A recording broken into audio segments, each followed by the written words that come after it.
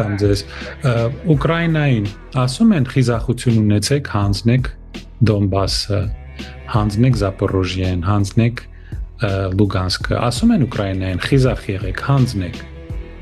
Չէ, ասում են դուք մինչև վերջ կռվեք ռուսների հետ, ոչինչում չզիջեք։ Ինչու է այդպես։ Ոնց եք կարծում։ Իսրայելին ասում են, վերջացրեք, մի ցեղասպանեք պաղեստինցիներին մինչև վերջ։ Արդեն 65,000 երեխա եւ մայր սպանել եք, մինչև վերջ մի ցեղասպանեք,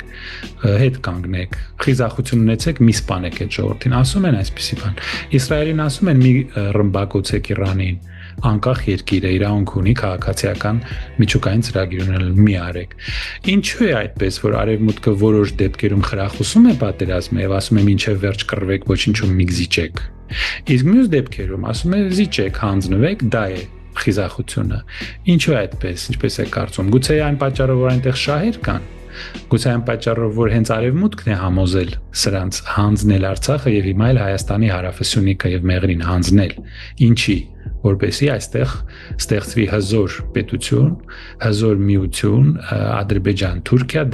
դաշնակից Իսրայելի հետ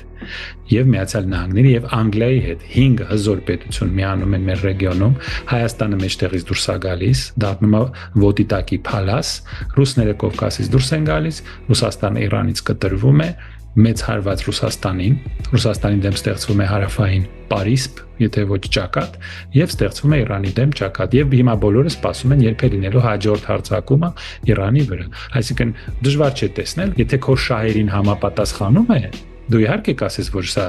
մեծ հաղթանակ էր, որ հայ ժողովուրդը պարտվեց, 120,000 մարդ դարավ փախստական, էլի կգան, էլի կանֆետ կբերեն, այդ Եվրոպայի բերած կանֆետներն էին պատճառը, որ մենք հասանք այս վիճակի, այդ խոստումները, այդ դոլարները ու եվրոները, որոնք շարունակում են մեզ տալ, բայց ուրիշ երկրներում նրանք Իսրայելին չեն համարձակվի